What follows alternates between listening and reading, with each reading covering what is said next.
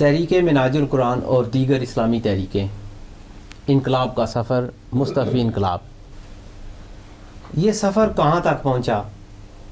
اس سفر کے بانیان میں سے ایک ہستی محترم مفتی محمد خان قادری نابغہ اثر شخصیت ہیں، محقق اثر ہیں، اور یہ منہاج القرآن کے پہلے ناظم اعلیٰ ہیں، جامعہ کے سربراہ ہیں، اور یہ وہ شخصیت ہیں جنہوں نے اس تحریک کا نام بھی تجویز کیا۔ ان سے ہم یہ سوال کرتے ہیں کہ ان کی نظر میں ہم کہاں پہ کھڑے ہیں اور یہ تحریک منہاج القرآن کہاں پہ کھڑی ہے، جس کا نام انہوں نے منہاج القرآن رکھا تھا؟ کیا یہ اب بھی اسی رستے پہ گامزن ہے؟ مجھے اس میں کوئی کہنے میں جھجک نہیں ہے، کیونکہ میں چلو پہلے زیادہ تحریکوں کا مطالعہ رکھتا نہیں تھا، لیکن میں نے کافی پڑھا ہے۔ میرے نزدیک تحریک ہوتی وہ ہے جو نظریات پر مشتمل ہو۔ اس تحریک کا مجھے کوئی نظریہ نہیں نظر آیا، یہ ایک خلا تھا کہہ لیجئے، اس کو اس طریقے سے پر کرنے کی کوشش کی گئی، کودر سے لیا۔ تحریک ہوتی ہے، اس کی کوئی بنیادیں ہوتی ہیں، اور پھر اچھا سب سے بنیادی چیز جو ہے نا، جو میں سمجھا ہوں، وہ کرامت نہیں ہے، وہ استقامت ہے۔ کرامت نہیں، استقامت ہے۔ ہاں، جتنے اولیاء ہیں، جس قدر اولیاء ہے، میں نے ان کو پڑھا ہے، وہ کہتے ہیں کرامت تو عورتوں کی حیض ہے، اور وہ کہتے ہیں اللہ بچائے اس سے، کیونکہ وہ کہتے ہیں کہ ایمان خطرے میں رہتا ہے، ہر وقت ڈگمگاتا رہتا ہے۔ ہاں، اللہ تعالیٰ چاہے تو استقامت عطا فرمائے، اور جو استقامت ہے نا، وہ نظریات پہ ہوتی ہے۔ مثلا امام حسین کا نظریہ ہے، وہ شہید بھی ہو گئے ہیں، کامیاب ہیں، کوئی کہے ان کو ناکام۔ یعنی آپ ادھر کہہ رہے ہیں جی ہمارے پاس مالیات زیادہ، ہمارے پاس ممبر زیادہ، ہمارے پاس لوگ زیادہ، لیکن یہ ہے کہ رزلٹ کیا ہے؟ کوئی ملک و قوم میں کوئی ایک کام ہی بتاؤ جس سے ایک نقشہ بدلا ہو، جس سے حالات بدلے ہوں۔ مثلا آپ مجھے فرمائیں گے کہ ان کی جی 5000 کتابیں ہیں، میں کہوں گا کہ حضرت صاحب کی جگہ حوالہ بنے ہیں، کوئی ان کو کوٹ کرتا ہے کسی سکول میں، کسی مدرسہ میں، چھوٹی سی میں کسی مداخلت کروں گا کہ آج کل تو جو ان کی کتابیں ہیں وہ ایک ٹیم ہوتی ہے جو لکھتی ہے، وہ پیڈ ٹیم ہے، تو انہیں موضوع دے دیا جاتا ہے، وہ اس موضوع کے اوپر مواد جو ہے وہ جہاں سے بھی کاٹ اینڈ پیسٹ کریں، وہ اپنی ذمہ داری بحسن و خوبی انجام دیتے ہیں، اور لکھا جاتا ہے کہ اگر اس کتاب کے اندر کوئی آپ کو کمی نظر آئے تو ذمہ دار ہم ہیں، کیونکہ کٹ پیسٹ ہم نے کی ہے۔ کیا اس وقت جب ابتدا تھی تحریک کی، تو اس وقت جو کتابیں پروفیسر ڈاکٹر طاہر القادری صاحب کی چھپیں، تو اس وقت کیا طریقہ کار ہوتا تھا؟ کیا وہ خود کتابیں لکھتے تھے، یا اس وقت بھی اسی طرح کٹ اینڈ پیسٹ ہوتی تھی اور رانا جاوید القادری صاحب کا نام اکثر ہوتا تھا لکھا ہوا، ترتیب، تدوین، تحقیق؟ یہ ذرا کتابوں کی تحقیق کا جو معیار ہے، یا یہ جو جس طریقے سے کتابیں چھپتی رہی ہیں اور تعداد بڑھتی رہی ہے، اس کے اوپر آپ ذرا وضاحت فرمانا چاہیں گے؟ وضاحت تو اس میں واضح ہے۔ دیکھو نا، جو پڑھنے والے لوگ ہیں نا، جب یہ بتا دیں کہ یہ 10 صفحے فلاں سے لیے گئے ہیں، 10 صفحے فلاں سے لیے گئے ہیں، اب اس کتاب کو میں کیا کروں؟ حتیٰ کہ جو لوگ مرتب کرنے والے ہیں، اگر وہ سچائی سے آپ کو انٹرویو دے دیں تو وہ بتا دیں گے کہ ترجمہ قرآن فلاں کا تھا، کس کے نام پہ چھپا۔ وہ بتا دیں گے کہ سیرت کی فلاں فلاں کتاب، مثلا آپ نکال کے لائیں، میں آپ کو بتا دیتا ہوں یہ فلاں کتاب کی صفحات ہیں، اور یہ ابتدا سے ہے۔ آپ نے ایک بڑی معنی خیز جملہ بولا ہے کہ ترجمہ قرآن، کیا آپ کی مراد جو ہے وہ شیخ الحدیث معراج الاسلام صاحب کی طرف سے نہیں ہے؟ زندہ ہے، پوچھ لیں، پوچھیں ان سے۔ تو اس کا مطلب یہ ہے کہ یہ جو ترجمہ قرآن، عرفان القرآن کے بارے میں افواہیں موجود ہیں۔ دیکھو جی، میں توجہ دلا رہا ہوں، جو بندہ ان کے پاس وہ قیام فرما ہے، وہ بندہ بمانگے دہل کہہ رہا ہے کہ یہ شیخ الحدیث صاحب کا ترجمہ انہوں نے اپنے نام چھاپا۔ لیکن یہ بھی تو خبریں ہیں نا کہ یہ جا کے انہوں نے ہائی کورٹ میں ہبا کیا تھا یہ ترجمہ، تو جب انہوں نے ہبا کر دیا تو پھر ہبا کرنے سے ترجمہ آپ کا بن جاتا ہے۔ مثلا آپ کو کوئی ترجمہ ہبا کرتا ہے تو آپ کا ہو جائے گا، وہ یہ کہاں کا اصول ہے؟ پہلے تو یہ لکھے نا کہ اس کا لکھا ہوا ہے، ہبا ہوا ہے۔ نہیں، مثلا ہبا کر لیتے آدمی، مثلا میں ہی ہوں، مجھے کو کہتے ہیں جی یہ ترجمہ قرآن ہے، میں آپ کو ہبا کرتا ہوں، تو ترجمہ تو اسی کا ہوا، میرا تو ترجمہ نہیں ہے. یہ ابتدا سے سارا کچھ چکر چلتا رہا. 2-3 کتابیں اگر کہہ لو، کوئی تسمیت القرآن یا وہ پتہ نہیں سورہ اسلامی فاتحہ، فلسفہ زندگی تھی، فلسفہ زندگی، یا اس طرح کی چیزیں ہیں جو ہو سکتا ہے ان میں چند سطور حضرت صاحب کی لکھی ہوئی ہوں. باقی کتابوں کا طریقہ مثلا میں بتاتا ہوں آپ کو. مثلا میں نے ایک کتاب لکھی ہے شرح سلام رضا، وہ 170 اشعار کی شرح ہے. تو اگر میں ان کو 170 کتابیں بنا دوں تو کیا خیال ہے آپ کا؟ انہیں کتاب تو ایک ہے نا، کتاب تو ایک تو ہے. 170 کتاب بنا سکتا ہوں یا نہیں؟ عنوان ہی کا قائم کرنا ہے نا. جس سوانی گڑی چمکا طیبہ کا جان، ایک کتاب آ گئی. فقیروں کی سرحد پہ لاکھوں سلام، دوسری کتاب آ گئی. 170 کتابیں تو میری کتاب میں موجود ہیں. مثلا تفسیر کبیر کی 32 جلدیں، یہ بنانے کو چاہوں تو میں 3200 کتابیں بنا سکتا ہوں. لیکن کو عقل شعور کو بھی ہاتھ مارو نا. جیسے یار کو ارکان حوالہ ہو. اسلام ایک کتاب ہے، پھر آگے فلسفہ نماز ایک تو یہ علیحدہ ساری کتاب چیزیں ہے، غور کریں فلسفہ یہ حج کتاب- ایک علیحدہ کتاب ہے، اور یہ مجموعہ جب چھپتا ہے تو تعداد میں یہ بھی آتا ہے کہ یہ ساری جو ہیں یہ کتابیں ہیں. ایک سوال یہ ہے کہ آپ سے میں یہ پوچھنا چاہوں گا کہ آپ بڑا وقت آپ نے دیا. مجھے وہ یاد ہے کہ اس وقت بھی جب میں سوالات کرتا تھا تو جواب دیتے ہوئے آپ ہچکچا جاتے تھے، چونکہ میرے سوالات ایسے شاید ہوتے تھے، مجھے عادت تھی. لیکن آپ جو ہے وہ ہمیشہ ان کے ساتھ ڈٹے رہے، ڈاکٹر ظاہر القادری صاحب کے ساتھ. قادری صاحب یا ان کی سیاسی جماعت یا تحریک نے جتنی کاوشیں کی ہیں تو وہ کون سی اسلامی نظریے کے اندر کون سی ایسی خامی تھی جو طاہر القادری صاحب کی جو تحقیقی جد و جہد ہے اس سے وہ سامنے ابھر کے سامنے آئی ہے؟ وہ کون سا ایسا فلسفہ ہے جس کے اوپر جو ہے وہ پہلے محدثین نے، محققین نے، اور جتنے اسلامی انقلاب کے لیے جتنے کام کرنے والے تھے انہوں نے وہ چیز بھول گئے اور اس کی طرف جو ہے وہ قادری صاحب نے توجہ دلائی؟ آپ کے سوال جو ہے نا وہ ایسے ایسے چلتے ہیں. ایک سوال چل رہا ہوتا ہے نا تو اس کے اندر سے آپ 3 سوال اور نکالتے ہیں. تو تھوڑا سا اگر میں پیچھے ضرور بات کر کے پھر آگے اس کا جواب دیتے ہیں. سب سے پہلے تو جو بات آپ نے پوچھی ہے نا کوئی تقابل مختلف تحریکوں کے ساتھ، اور یہ کہ یہ تحریک کہاں کھڑی ہے اس وقت، ٹھیک ہے. اس کے لیے میں آپ کو علامہ اقبال رحمۃ اللہ علیہ کا کہ 2 اشعار ہیں، میرا خیال ہے کہ اس سے زیادہ خوبصورت عکاسی اور کوئی کر ہی نہیں سکا. لیکن انہوں نے ان کے لیے تو نہیں کی، کسی اور سچویشن کے لیے کی، لیکن اطلاق ان کے اوپر بہترین ہوا ہے. وہ فرماتے ہیں کہ میرے سپاہ ناسزا لشکریاں شکستہ صف، آہ وہ تیرے نیم کش جس کا نہ ہو کوئی ہدف، تیرے محیط میں کہیں گوہرے زندگی نہیں، دیکھ چکا میں موج موج ڈھونڈ چکا صدف صدف. اس کے بعد مجھے بتائیے کہ میں حاشیہ نگاری کر سکتا ہوں اس کے اوپر جتنی کروا لیں، لیکن میرا خیال ہے کہ یہ علامہ کے جو 2 اشعار ہیں مجھے ایسے لگتا ہے کہ جیسے علامہ کو کوئی الہام ہوا کہ کوئی بندہ آئے گا تو اس کے لیے میں یہ شعر لکھ جاؤں. تو سوال یہ پیدا ہوتا ہے کہ اس کے اندر جو خرابی آئی، سب سے بڑی خرابی یہ ہے حب عاجلہ، یعنی جلد نتائج دیکھنے کی آرزو، اور اس سے اسلام نے منع کیا ہے. حضرت موسیٰ علیہ السلام جیسا پیغمبر جب ان کو کہا گیا کہ بھی آپ نے اتنے دنوں بعد آنا ہے، لیکن وہ اللہ تعالیٰ کے ساتھ ہم کلام ہونے کی جو لذت تھی اس کو پانے کے لیے وہ پہلے چلے گئے، تو اللہ تعالیٰ نے ناراضگی ظاہر کی. تو حب عاجلہ انسان کے اندر ہے، لیکن تحریکیں چلانے والے لوگ جو ہیں نا ان کو اس کے اوپر بڑی نظر رکھنی چاہیے کہ کون سے حالات ہیں، کس وقت صحیح ہیں، کس وقت کون سا فیصلہ کرنا ہے. مجھے تو پوری تحریکی سفر میں یہی نظر آیا کہ وہ نادا گر گئے سجدے میں جب وقت قیام آیا، جب کو اٹھنے کا وقت آیا اس وقت لیٹ گئے، جب لیٹنے کا وقت آیا اس وقت اٹھ گئے. اور پوری تحریک کیا تھی؟ نہ اس میں اجتماعی وزڈم، نہ اجتماعی فراست سے کام لیا گیا، نہ ہی کتاب و سنت کو صحیح رہنمائی کا درجہ دیا گیا. تو وہ پوری کی پوری تحریک کیا تھی؟ وہ ہمارے حضرت جو تھے ان کی خواہشات کا نام تھا، جو کہ ہر سپیر کے بعد چینج ہو جاتی تھی، بدل جاتی تھی.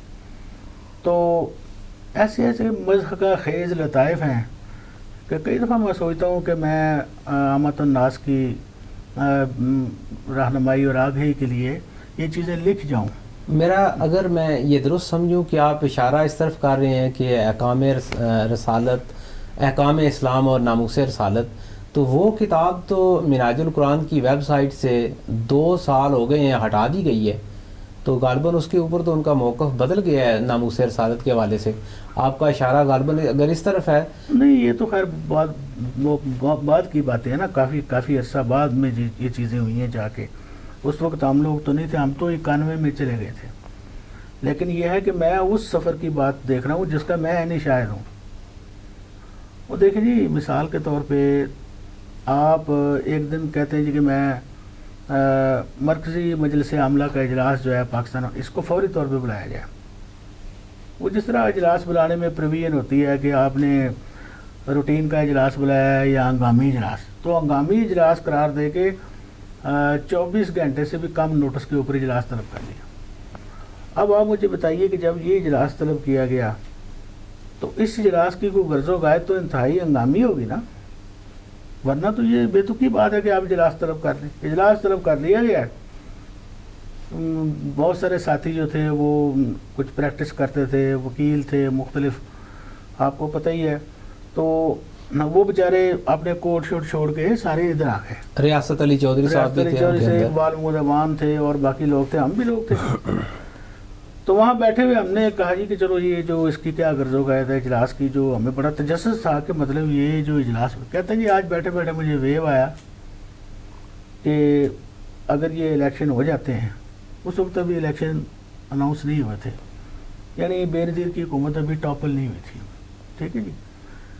تو اگر الیکشن ہو جاتے ہیں تو اس صورت میں جو نواز شریف ہے نا، اس کے سامنے میں اپنے گارڈ کو کھڑا کروں گا اس کے مد مقابل، اور جو شہباز شریف ہے اس کے مد مقابل میں اپنے جو ہے نا میرا ڈرائیور اس کو کھڑا کروں گا، تاکہ ان کو یہ سمجھ آئے کہ یہ لوگ کیا ہیں اور ہم ان کو کس درجے میں سمجھتے ہیں. ہماری عقل پریشان ہو، ہم کہتے ہیں دیکھیں بھئی یہ ایک مجلس عاملہ کا اجلاس ہے. وہاں بھی ایک اللہ کا بندہ کھڑا ہو گیا جس کا نام اقبال محمود امان تھا، وہ فوت ہو گیا. آپ کو پتہ ہے وہ پنجاب کا پیٹ کا صدر تھا. میں بہت دفعہ ملا ہوں. اس نے کہا کہ حضور آپ نے قوم کے سامنے باصلاحیت اہل اور صالح قیادت فراہم کرنے کا وعدہ فرمایا ہے، تو یہ قیادت ہم فراہم کرنے جا رہے ہیں، وہ بھی اس قیادت کے مقابلے میں جو دوسری جماعت کی صف اول کی قیادت. ہمیں بے شک وہ قبول ہے یا نہیں، ہم اس کو پسند کرتے ہیں یا نہیں، یہ الگ بات ہے. منور حسین من جیسی قیادت بھی تو آپ ہی نے دی تھی نا اس قوم کو. منور حسین من جیسی قیادت کے بارے کے اوپر اختلاف ہوا تھا. جب اس کا انٹرویو ہم نے کیا تو اس جو پارلیمانی بورڈ تھا اس میں مولانا احمد علی قصوری مرحوم بھی شامل تھے. تو 4 بندے تھے، ہم 4 بندوں میں انہوں نے پہلے پینل کو انفلوئنس کیا کہ یہ طائب ہو چکا ہے، یہ فلاں ہے، یہ مؤثر ہے، اس کو آپ آنے دیں. لیکن ہم نے پھر بھی دیکھا دکھا، بحث بھی ہوئی، قصوری صاحب سے بھی بحث ہوئی، ہمارا اختلاف ہو گیا 4 بندوں کا، یعنی 3 بندے جو تھے نا وہ کہتے تھے اس کو ٹکٹ دے دیں. قصوری صاحب نے کہا کہ اس کو ٹکٹ نہیں دینا. ہم نے کہا یہ معاملہ قادری صاحب کے پاس لے جاتے ہیں. قادری صاحب کے پاس لے گیا، انہوں نے پھر وہی زور خطابت اور مطمئن کرنے کی کوشش کی کہ یہ ٹکٹ جاری کر دیں، جس پہ نہیں بات قصوری صاحب انہوں نے اتفاق نہیں کیا. بالآخر قصوری صاحب نے کہا کہ آپ ٹکٹ دینے پہ تلے ہوئے آپ دے دیں، لیکن میں اپنا تحریری اختلافی نوٹ لکھ دیتا ہوں کہ اس کو ٹکٹ نہیں دینی چاہیے. وجہ کیا تھی اس کی؟ وہ تو بڑا بااثر اور بڑا صاحب ثروت بندہ تھا. تو آپ نے جو قیادت فراہم کرنی تھی وہ یہ تھی، آپ نے تو دیندار، اہل، باصلاحیت، متقی یہ قیادت دینی تھی نا. تو بااثر اگر مطلب ہیروئن کا اسمگلر ہو اور دولت مند ہو، بعد میں پتہ اس کے ساتھ کیا ہوا؟ آپ کو پتہ کتنے سال وہ جیل کاٹ کے آیا. لیکن جو قتل تھے ان کی تو وہ معافی مانگ چکا تھا. قتل کی معافی اگر وارثوں نے دے دی ٹھیک ہے، ہمیں کیا اعتراض ہے، لیکن ہم یہ کہتے ہیں کہ اس کا جو عمومی کردار تھا یا اس کی جو عمومی شہرت تھی، کیا وہ اس دعوے کے ساتھ ملتی تھی جو دعویٰ آپ نے قیادت فراہم کرنے کے حوالے سے کیا تھا؟ ہرگز نہیں.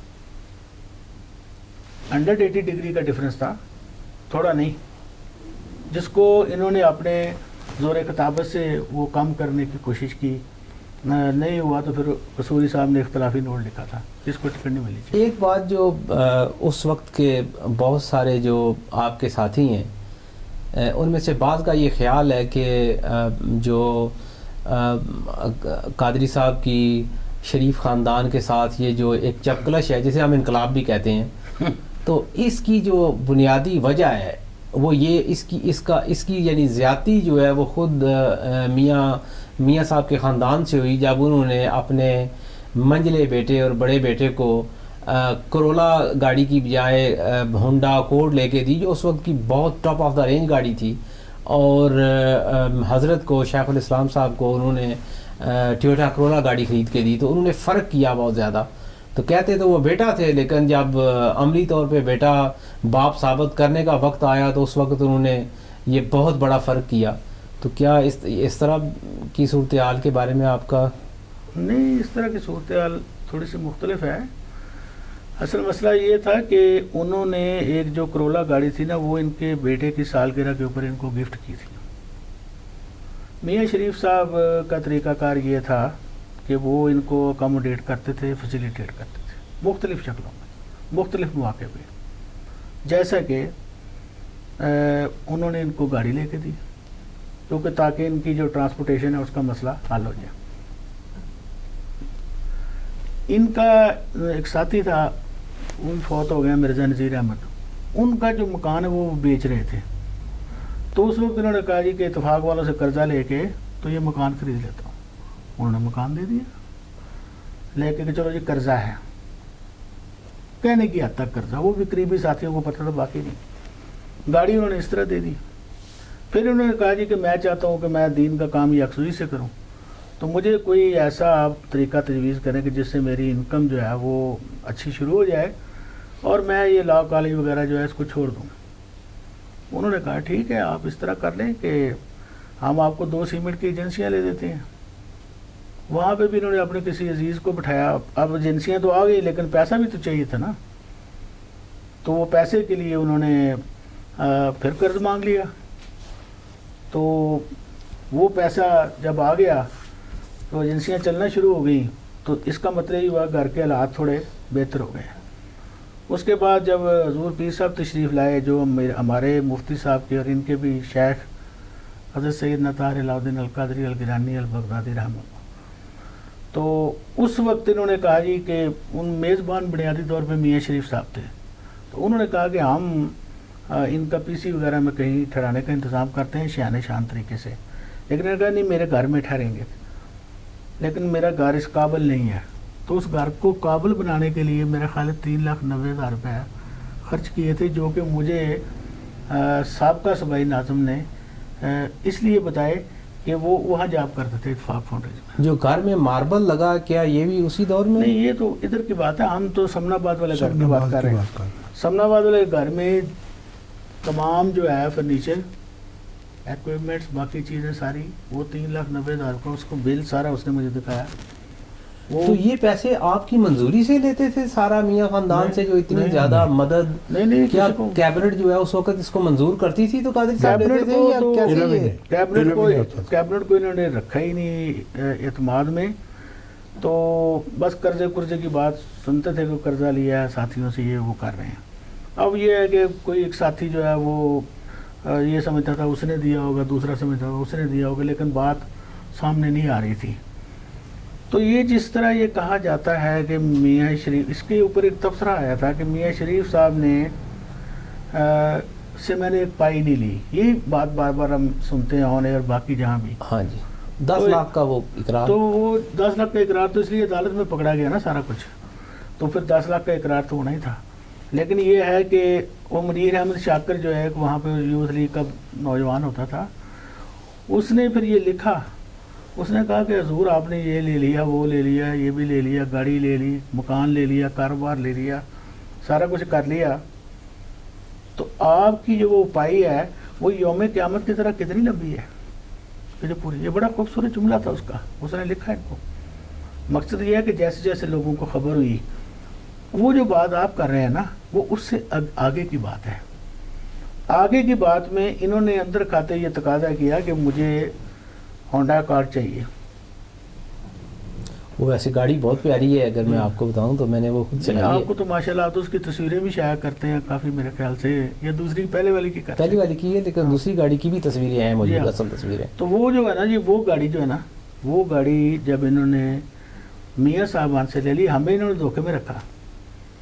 ہمیں انہوں نے یہ کہا کہ میں کچھ پرانی گاڑی بیچ کے، کچھ میری اہلیہ کے پاس پیسے ہیں، کچھ میرے جمع شدہ ہیں، ان کو ملا کے تو میں گاڑی لے لوں گا. اور یہ بورڈ آف ڈائریکٹرز کے اندر میٹنگ میں کہا، اور اس میں ایک ہمارے ساتھی تھے حاجی جمیل صاحب، ان کو یہ کہا گیا کہ آپ فیسیلیٹیشن دیں گے پرانی گاڑی بیچنے میں بھی اور نئی گاڑی خریدنے میں بھی. تو مجھے جو تھا نا ڈاکٹر شجاع الحسن صاحب، یہ مجھے ملنے آ گئے. انہوں نے کہا کہ آپ تو بڑی نئی نئی گاڑیاں آ رہی ہیں. میں کہا ہاں جی وہ آ گئی ہے، کیونکہ بورڈ میں فیصلہ ہوا تھا کہ پرانے والی بیچ دی جائے، اس میں کوئی پیسے ان کے پاس ہو گئے. آپ بہت سادہ لوگ ہیں. اس نے مجھے کہا کہ آؤ میرے یہ ساتھ. ڈاکٹر شجاع الرحمان جو ناظم اعلیٰ ہاں تھے، جی، ناز صاحب کا، صاحب کا ناظم جب اعلیٰ. میں آیا اس کو چھوڑ گئے تھے نا وہ، تو اس نے کہا کہ آؤ میرے ساتھ چلو، میں آپ کو لے کے جاتا ہوں کوٹ لکھپت فیکٹری میں. وہاں پہ یہ 26 نمبر گاڑی کھڑی ہے جسے آپ کہتے ہیں بک گئی ہے. اور یہ گاڑی جو ہے یہ بھی اتفاق والوں نے دی ہے، جسے آپ ہونڈا کارڈ کہہ رہے ہیں کہ یہ خریدی گئی ہے. میں نے کہا یہ کیسی بات ہے؟ تو انہوں نے کہا جی کہ میں آپ کو اس کی انوائس لا کے دے دوں. انوائس لے کے اگلے دن آ گیا. وہ اتفاق والوں کو، چونکہ ان کا لنک تھا راؤ ارتضیٰ صاحب کے ساتھ. راؤ ارتضیٰ صاحب جو تھے، جو کہ بعد میں پروفیسر بنے، ایف سی کالج میں ریٹائر ہوئے، یہ اس وقت جاب کرتے تھے اتفاق فاؤنڈیج کے اندر، اتفاق گروپ کے اندر. تو ان کی دسترس میں تھی وہ چیزیں. وہ ڈاکٹر شجاع صاحب کو ایک سوال ہے میرا کہ میں نے یہ خود جو ہے وہ تحقیق کی اور میں حیران ہو گیا کہ مجھے آج کے دن کا نہیں پتا، لیکن تھوڑا عرصہ پہلے تک اتفاق بورڈ کے بورڈز آف ڈائریکٹر میں ڈاکٹر طاہر القادری صاحب کا نام آج بھی موجود تھا، تھوڑا عرصہ پہلے تک. مجھے یہ نہیں پتا. تو کیا یہ جو گاڑی تھی انہوں نے بحیثیت بورڈ آف ڈائریکٹر وہ مجھے کے لیے یا یہ گفٹ ملی تھی؟ وہ مجھے اتنا پتا ہے کہ گاڑی تو انہوں نے ایک بہانہ بنا کے دینا ہے گفٹ سالگرہ کے موقع پہ. ان فیکٹ یہ ان کو پوری فیسیلیٹیشن ڈائریکٹر والی دے رہے تھے.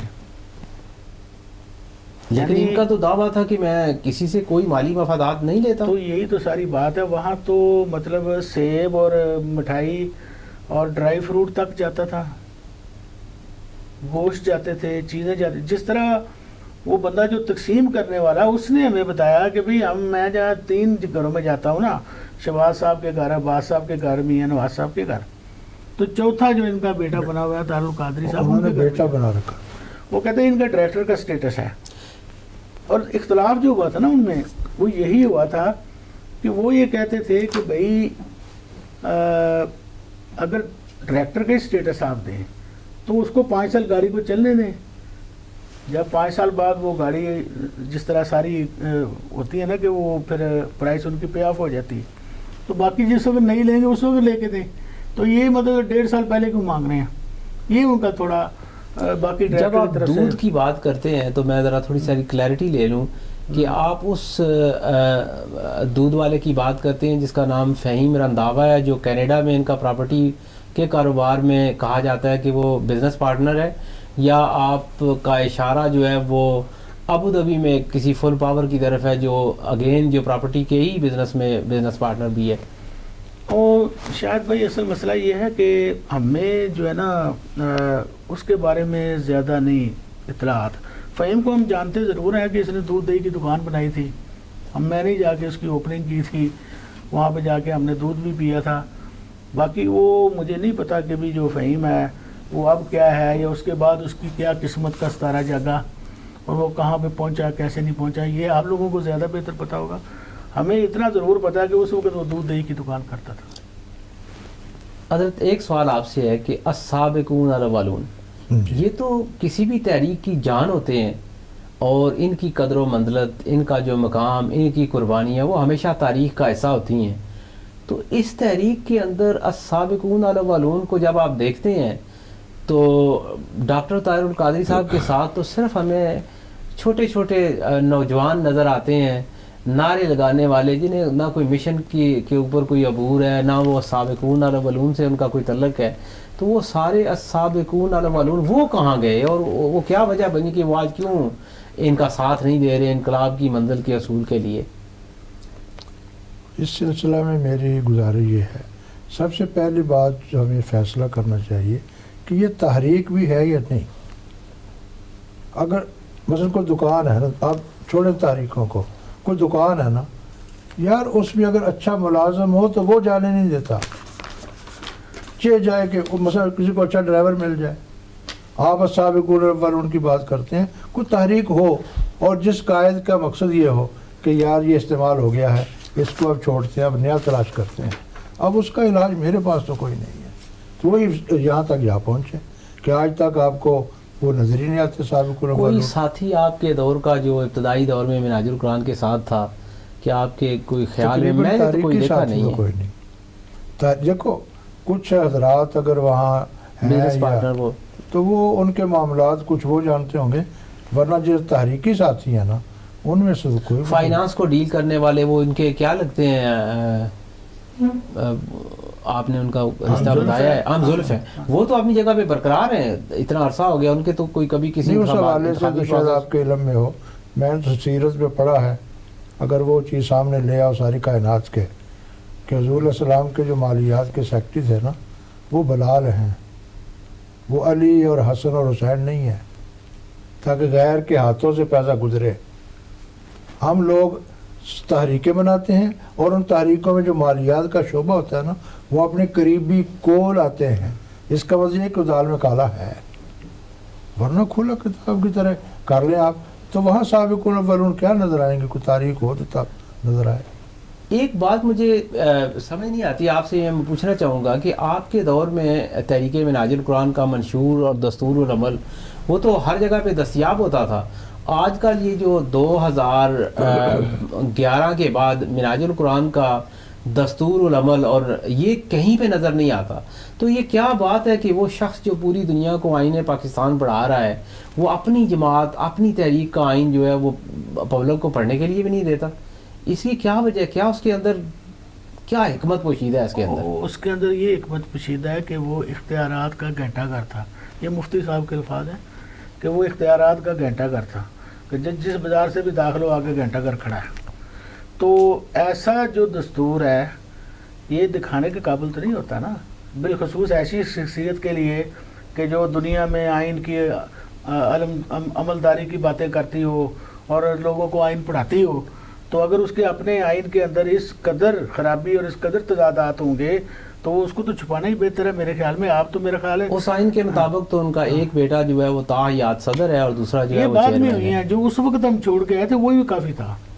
حضرت ایک سوال علمی ہے آپ سے، ایک سابقون الاولون کے حوالے سے نا ایک تحریکی ساتھی تھا، پتہ نہیں سرگودے کا تھا یا کہیں تھا، وہ مرکز میں رہا ہے، وہ جاتے ہوئے ہمیں کہہ گیا تھا یہ لفظ، پنجابی میں وہ مصرع ہے، میں مڑکو مڑکی آیا سا تیرے سائے تھلے بہن واسطے، تیرے کنڈیاں لا لئی پگ میری تینوں ساویا ککرا کی اکھ۔ بڑی دردناک سٹوری ہے یہ ہے سٹوری۔ اگر آخری سوال میں اس پروگرام کا، یہ بڑی علمی گفتگو ہے، شاید اس کے بعد بھی انشاءاللہ کئی سیشن ہمارے ہوں گے، لیکن اس سیشن کا یہ آخری سوال آپ سے یہ میں پوچھنا چاہوں گا تاکہ میری معلومات میں بھی اضافہ ہو اور عامت الناس بھی اس کے ذہن میں یہ سوال ہے کہ مجدد کیا ہوتا ہے، اور کیا جو مجدد کی تعریف ہے اس کے اندر قادری صاحب کی کون سی خدمات ہیں کہ وہ خود کو مجدد وقت جو ہے وہ کہلواتے ہیں؟ تو اس کے اوپر ذرا آپ روشنی ڈالیں کہ مجدد ہوتا کیا ہے اور اس میں یہ کہاں پہ اس میں تو یہ ہے کہ اللہ پاک کے حبیب کا ارشاد ہے کہ ہر صدی میں اس کے اول یا آخر میں اللہ پاک نا پیدا فرماتا ہے ایک آدمی کو کہ جو کمزوریاں آ جائیں دین میں ان کے ازالہ کی وہ کوشش کرتا ہے، اور پھر قوم متعین کرتی ہے اس کے کام کو کہ واقعتاً یہ مجدد ہے۔ مثلا شیخ غوث اعظم آئے، سیدنا عمر بن عبدالعزیز آئے، اس طرح مجدد الفسانی آئے، تو بڑے بڑے لوگ جتنے کام کرنے والے ہیں، حتیٰ کہ جو تاریخ حدیث میں سب سے بڑا جامع الحدیث ہے وہ امام سیوطی ہے، اور وہ بھی اپنے بارے میں کہتے ہیں امید ہے کہ میں نے تجدید کا کام کیا ہے، لیکن یہ تو کوئی نہیں کہہ سکتا کہ یقینی میں مجدد ہوں، اور پھر یہ کہنا کہ آپ 14 صدیوں کا کام سامنے لے آؤ اور اس کے بعد دیکھ لو میرا کام سب سے بڑھ کر ہے۔ میں اس پر اتنا تبصرہ کرتا ہوں کہ پچھلا کوئی مجدد ایسا نہیں ماشاءاللہ جس نے مبالغہ آرائی سے کام لیا ہو۔ ہاں اگر انہوں نے ان سے بڑھ کے کام کیا ہے تو وہ مبالغہ آرائی سے کام لیا ہے، باقی کچھ۔ جتنے پہلے مجدد گزرے ہیں ان کے بارے میں یہ تو ہوتا ہے کہ کوئی علمی اختلاف کسی سے ہوگا کہ انہوں نے کسی معاملے میں کوئی شرعی گفتگو فرمائی تو دوسرے نے اس کے معاملے میں دوسرا پوائنٹ آف ویو جو ہے وہ لے لیا، لیکن یہاں پہ یہ کیا مسئلہ ہے کہ یہ پاکستانی عوام ان کے اوپر جو اس صدی کا مجدد کہلواتے ہیں بددیانتی کا الزام کیوں لگاتی ہے؟ اس کی کیا وجوہات ہے؟ پہلے کسی مجدد کے اوپر علمی اختلافات تھے ہوئے لیکن ان کی ذات کے اوپر موروثیت یا بددیانتی اس طرح کا تو کوئی الزام کیا ہے تاریخ کے اندر آپ کے مطالعے میں؟ یا بڑے متقی لوگ تھے، ان کا تو مقام و مرتبہ جو ہے وہ ہمارے لیے مشعل راہ ہے، اور اگر ہمیں ان کی راہوں کی خاک بھی نصیب ہو جائے پھر بھی ہم اپنے آپ کو خوش نصیب سمجھیں کہ وہ جو مجدد ہیں جن کا ذکر آپ فرما رہے ہیں۔ باقی رہ گئی بات یہ کہ کردار کی بے اعتدالیاں اپنی جگہ پہ، لیکن علمی کام یار، اور میں ایک نام لے لیتا ہوں، چلیں یہ مفتی صاحب نے تفسیر کبیر کا ترجمہ کیا نا، اور بھی ان کے بے شمار کام ہے، شمائل کے اوپر انہوں نے بڑا زبردست کام کیا ہے، اور اس کے علاوہ اجتہادات نبوی کے اوپر بڑا زبردست کام کیا ہے، بے شمار کام رسولوں کے اوپر لکھا ہے، بہت کچھ۔ لیکن میں کہتا ہوں کہ ایک مولانا غلام رسول سعیدی صاحب پچھلے دنوں ان کا وصال ہوا ہے، اس نے ایک تبیان القرآن کے نام سے تفسیر لکھی ہے قرآن کی، اور جو صحیحین ہیں یعنی بخاری اور مسلم دونوں کی انہوں نے شرح لکھی ہے۔ میں نے وہ شرح بھی پڑھی ہے، تفسیر بھی پڑھی ہے، وہ خاصی علمی چیزیں ہیں، وقی چیزیں ہیں، اور اہل سنت کی طرف سے ایک بہت بڑی کنٹریبیوشن ہے۔ ان کا وہ کام اس پلے کے مجھے دکھا دو۔ لیکن انہوں نے تو انکار کیا جب انہوں نے کہا ہے کہ 14 صدیاں تو 14 میں تو یہ کہہ رہا تاجدار ہوں کائنات 14 صلی اللہ صدیوں علیہ کی تو وسلم بات چھوڑ کو دینا، اس دنیا سے رحلت فرمائے ہوئے 1438 سال ہوئے ہیں، جس میں سے 7 سال کی حیات مبارکہ کی ہیں، تو اگر وہ نکال کے دیکھیں تو یہ تو خلافت راشدہ کے آخری 2 سال سے لے کر ہر ایک کا انکار کر کے انہوں نے کہا ہے کہ کسی ایک کا بھی کام وہ تو ان کے مقابلے میں نہیں ہے۔ میں کہہ رہا ہوں کہ اپنے علمی کام کا موازنہ ایک کراچی کے عالم جو وہاں بیٹھ کے جنہوں نے کام کیا اس سے ذرا کر کے مجھے دکھا دیں کہ ان کا کیا موازنہ بنتا ہے۔ بہت شکریہ۔ ایک اور بات بھی سن لیں، ان کو ان کے عقیدت مندوں کو خبر ہے کہ دنیا میں اس وقت کون کون کام کر رہا ہے؟ آپ تو مطلب یہ ہے کہ باٹی لواری اور اس کو مجھے تو سمجھ بیٹھے ہیں۔ جا کے عالم عرب میں دیکھیں، وہاں لوگوں نے 50 سال 60 سال لگا دیے ہیں اور غلط عقائد کا رخ موڑا ہے۔ اچھا، اب وہ لوگ جو ہے وہ جب بھی کوئی مورخ یا ہمارے علماء بیٹھ کے یہ فیصلہ کرنے لگیں گے کہ اس صدی کا مجدد، وہ ان کو نظر انداز کر دے گا۔ اس نے پاٹی لواری سے انتخاب کرنا ہے، یہ پاٹی لواری سے مجدد کا انتخاب کرنا ہے، وہ پورے عالمی اسلام سے کرے گا۔ بہت بہت شکریہ، آپ نے اتنی علمی گفتگو کے لیے جو ہے وہ وقت نکالا۔ مجھے یاد ہے ایک وقت تھا جب یہ کہا جاتا تھا کہ آپ جو ہیں وہ جس سے چاہیں جا کے علم سیکھیں اور موازنہ کریں، لیکن آج کل تو منع کیا جاتا ہے کہ آپ دوسرے کی گفتگو نہ سنیں، کیونکہ اگر آپ نے کسی اور کی گفتگو سن لی تو پھر یہ ہے کہ آپ کا عقیدہ متزلزل ہو جائے گا اور پھر آپ بھی سوالات اٹھائیں گے، اور سوالات سے جو ہے وہ ساری دنیا گھبراتی ہے۔ مجھے امید ہے کہ یہ پروگرام سن کے بہت سارے لوگوں کے ذہنوں میں جو اشکال سے وہ دور ہوئے ہوں گے، اور جو سوالات پیدا ہوئے ہیں وہ ضرور متعلقین سے جا کے ان کا جواب مانگیں گے۔ اور اسی کے اوپر میں اجازت چاہتا ہوں، اور لاہور ٹی وی کی جانب سے آپ کا بہت بہت شکریہ۔ بہت بہت شکریہ۔ السلام علیکم۔